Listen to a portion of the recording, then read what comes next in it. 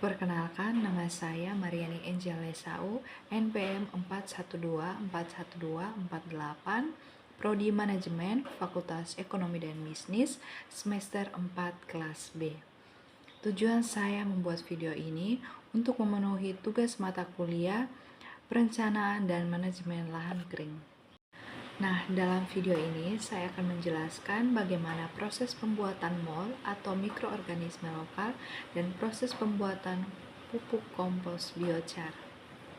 Nah, sebelum ke proses pembuatannya, kita harus perlu mengetahui terlebih dahulu apa itu mol atau mikroorganisme lokal. Mol atau mikroorganisme lokal merupakan produk yang dihasilkan dari proses fermentasi dari substrat atau bahan tertentu yang diperbanyak dengan bahan alami yang mengandung karbohidrat atau gula, protein, mineral, dan vitamin. Peran mol adalah untuk mendegradasikan bahan-bahan seperti bahan organik untuk diproses menjadi kompos atau pupuk organik, biorin, atau pupuk cair. Proses pembuatan mol atau mikroorganisme lokal. Alat, botol aqua besar. Bahan, gula, dan air beras. Langkah-langkah pembuatannya. Yang pertama, isi air beras ke dalam botol aqua sebanyak 3/4 bagian botol saja. Yang kedua, tambahkan gula pasir setengah sendok makan, lalu aduk sampai gulanya larut. Yang ketiga, tutup rapat, lalu simpan di tempat yang gelap atau yang tidak terkena cahaya matahari. Yang kelima, buka tutupan botol setiap pagi selama 2-5 menit, lalu tutup rapat dan simpan di tempat yang semula. Kegunaan mol atau mikroorganisme lokal adalah sebagai bioaktivator atau bibit mikroba pengurai yang dapat membantu mempercepat proses dekomposisi bahan organik dalam pembuatan pupuk biochar. Selanjutnya, kita masuk kepada proses pembuatan biochar. Sebelum itu, kita perlu ketahui apa itu biochar. Biochar merupakan salah satu bahan pembenahan tanah yang dapat meningkatkan kandungan air tanah, bahan organik, unsur hara, dan memulihkan tanah yang telah mengalami degradasi fisik, kimia, dan biologi. Biochar juga merupakan produk pirolisis yang dihasilkan dari proses pembakaran dari bahan baku tertentu dengan suhu 300-600 derajat Celcius dengan suplai oksigen terbatas dan atau tanpa oksigen sama sekali. Langsung saja kita masuk pada proses pembuatan biochar. Alat seng yang sudah dilubangi, karung, skop, dan ember. Bahan, sekam padi dan air.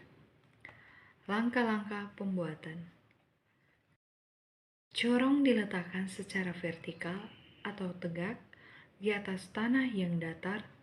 Kemudian, lakukan pembakaran dalam corong dengan membakar seresah daun kering atau bahan kering lainnya yang mudah terbakar. Kemudian, tumpuk sekam padi mengelilingi corong, membumbung atau semakin tinggi ke bagian atas corong. Lalu, kontrol agar tidak terjadi nyala api di luar corong atau langsung menyala pada tumpukan sekam. Sebab, pembakaran ini merupakan proses pembakaran yang tidak sempurna, karena proses pembakaran yang sempurna hanya boleh terjadi di dalam corong saja. Lalu, sesekali balik sekam padi tersebut agar dapat terbakar secara merata.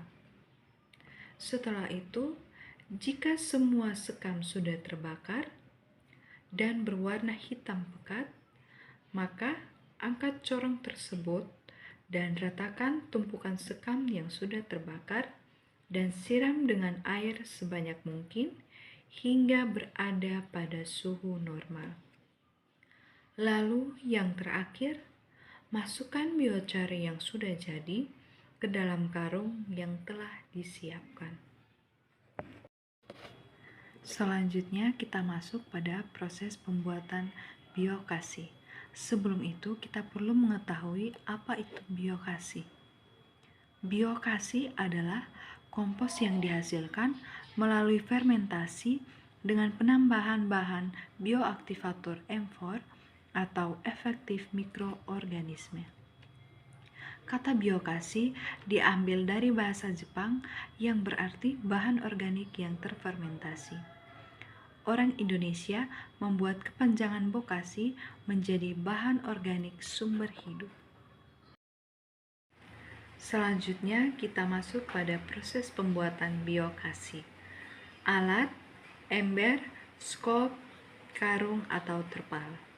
Bahan, kotoran ternak, hijauan yang sudah dipotong-potong menjadi halus, mol, biochar, dedak, dan gula. Langkah-langkah pembuatan.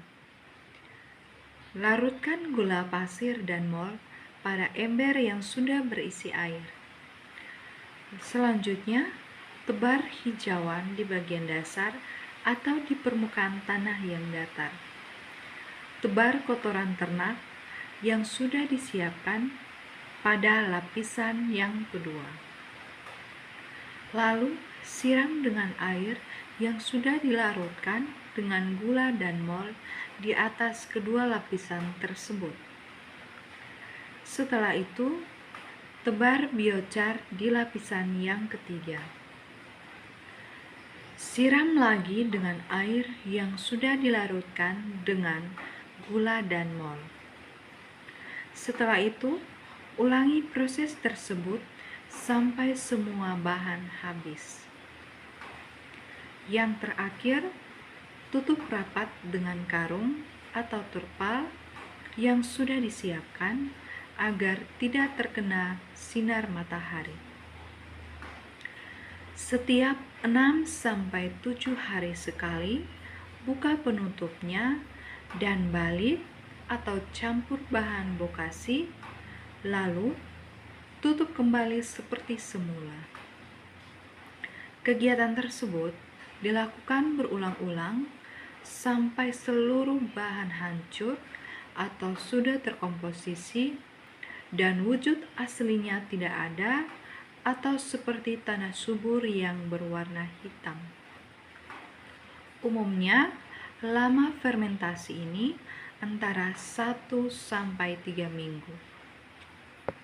Nah, sekian penjelasan dari saya tentang pembuatan mol atau mikroorganisme lokal dan pembuatan pupuk kompos biochar.